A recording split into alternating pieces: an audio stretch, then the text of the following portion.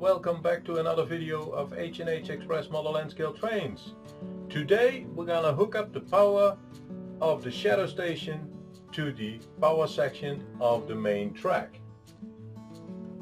But wait, I ran out of space on my Arduino Mega, which controls the power section from my main track. So this video will be all about investigating how I can add the shadow station to the power section of the main track, and later adding the staging yard and also the train yard. So to go over that, I will need to explain several steps first. Since I'm using block control over JMRI with DCC-EX, I cannot just add it to the existing layout.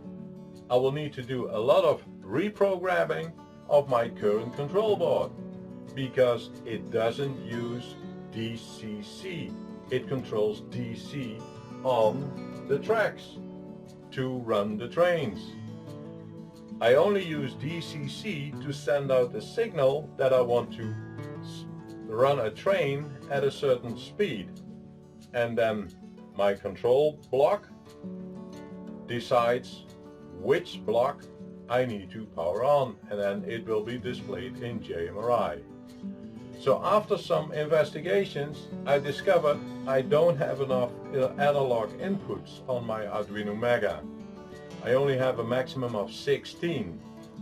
So I need to add some more, because in total the whole track plan, everything what is added, are 33 power sections. So I would need to have 33 analog inputs for current detection to detect that there is a train running on a certain power section. So I needed to come up with a solution. So let's go over to the computer and I will explain how I resolved it. So here you see the schematic of my power section underneath the table. In the middle you see the motor driver and the two current sensors, the PWM controller, speed controller, and the I/O controller. This section is 7 times underneath my main track. I have 14 power sections, so I need to have 7 sections of these. And if I'm looking at the Arduino, I see here at the bottom I have from 0 to 15, so 16 inputs, analog inputs on a Arduino Mega. That means if I'm gonna add the shadow station, which is another 6 analog inputs, I will come 4 inputs short,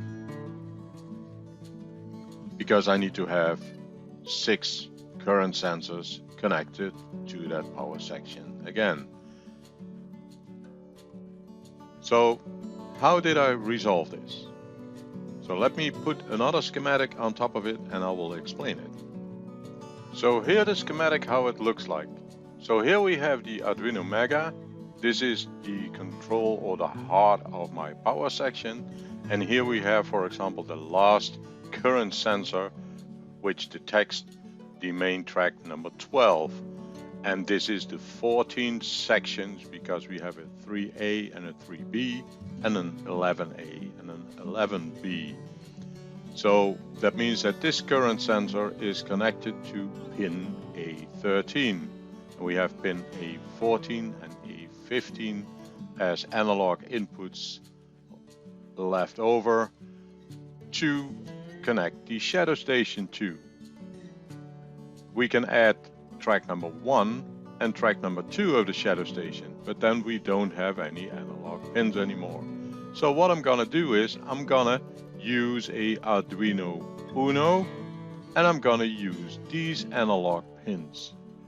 But to control this Arduino Uno, I need to hook it up to the I2C bus, or to a serial bus, or to an SPI bus. But the serial bus is already used because of the DCC sniffer, and the SPI bus is going to be used to store information on an SD card. So the only way to do it is over the I2C bus. I already have several components connected to the I2C bus. And the I2C bus always has a master, which is my Arduino Mega. And the other components are slaves, because the master requests information from each slave. So I need to program this Arduino Uno as a slave. And how we're going to do that, that's what we're going to show in the next video. This is just the baseline on how I connect it. So on Shadow Station track number 3, there is a current sensor connected. And this sensor will be connected to port A0 on this Arduino Uno. Now I have here in total 8 ports. Unfortunately, port number 4 and port number 5 cannot be used because they are being used by the I2C bus. So I have port number 0, 1, 2, 3, 6 and 7. So I can add some components to it. But if I want to add more, I can use a multiplexer. And instead of putting all the programming into the Mega, I'm gonna put the programming, so the code, on the Arduino Nano. That means that the calculations will be done on the Nano and they will be sent back to the Mega when the Mega requests for it. So when a train is detected on track number 3, so Shadow Station track number 3, the Arduino Mega knows that it is there because it sent it to there, it puts power on that track, and then it requests via a I2C command the status of that port. And then the port is being checked, so the current is being detected on that track, and it's being sent back if the master requests it again. So that's the basic principle of how this is done. And I will show you that in coding in a next video.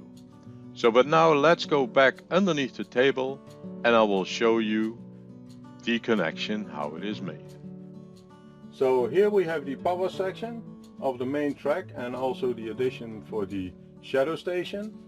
So this is motor driver number 7, which controls 2 tracks, and there are 6 other motor drivers as well. And as mentioned, I have 14 tracks in total for the main track. So this will be for the Shadow Station, track number 1 and 2, 3, 4, 5 and 6. So this one is not going to be used yet. So I already have here a current sensor, but it is not connected yet. And I see I used a white wire. I'm going to use a yellow wire because I don't have any white wires left. And then I will hook up the 5V and the ground to one of the servo drivers, because I'm going to add 5V over here, and then I can use the 5V and the ground from this servo driver to power the current sensor. So the current sensors, they are just connected with Velcro, so just put them on. I have Velcro in the back, so that makes it easier. So like this.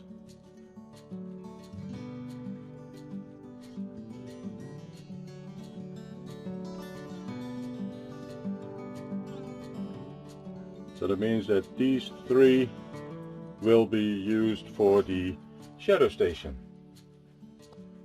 So I'm gonna add this analog slave here on this board, and that will be then connected to the I2C bus so that the Arduino Mega can get the data from the analog pins, because I don't have enough pins on the Mega itself. So let me do this. I will do this off camera and then I will be back. So as you can see, I installed the analog slave Arduino, which is connected over the I2C bus, and I connected all the wires to the current sensors. 2 of them will go to the Arduino Mega itself, and the other 4 will go to this Arduino, and I can still expand 2 more, but I can also install a multiplexer for that. So now I will install the wires for the tracks. So let me do that and then I will come back. So I added the tracks to it, and I will do a small test to see if there is power on the track. So let me go to the computer and I will put a tester on the track itself to see if we receive any power. So let's do that and I will be back. So here you see the output of the program which I created for the main track, and I also added the shadow station to it, which is 6 tracks. And what I'm gonna do is I already selected a train which is currently not on the track, but I need to put power on it. So the shadow station, the track numbers are D, E, F, G, H and I. That is D for shadow station track 1, E for shadow station track 2, etc, etc.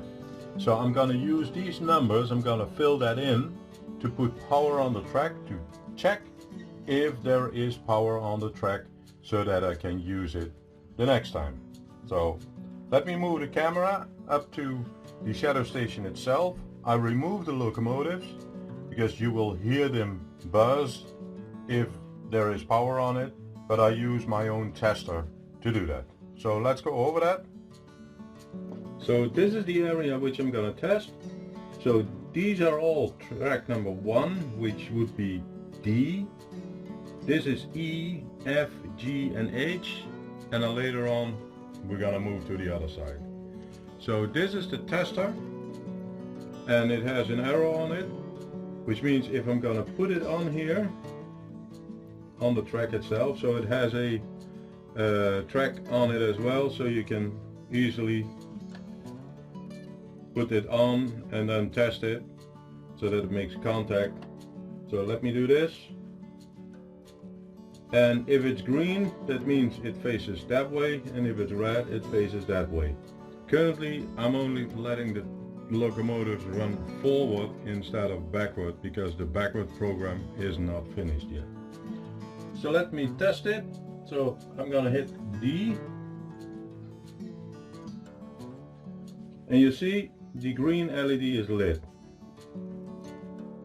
If I hit X, capital X, it clears out all the statuses, and that means there is no power on the track.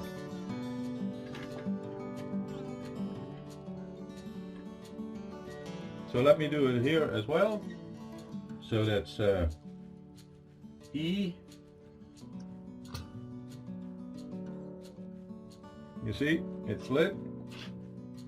And if I'm gonna hit capital X, it will go off. So I can use this track over here as well. So let me go to the other track. So D, E, that's F.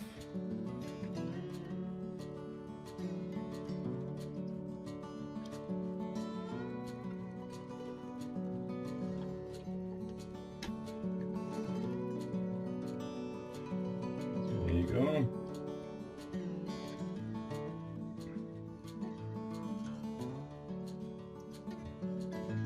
And it goes off.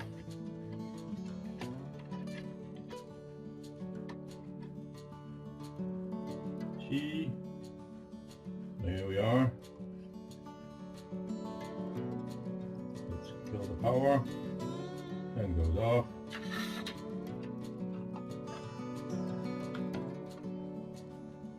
And this should be H.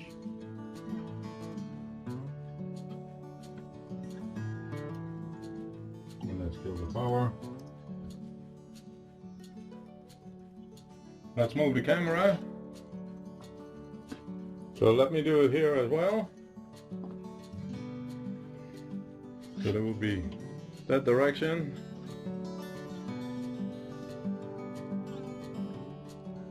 And that would be I.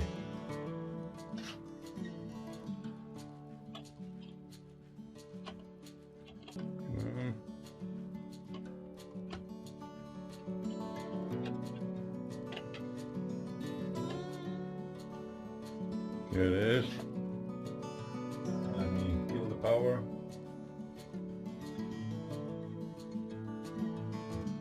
And it goes off.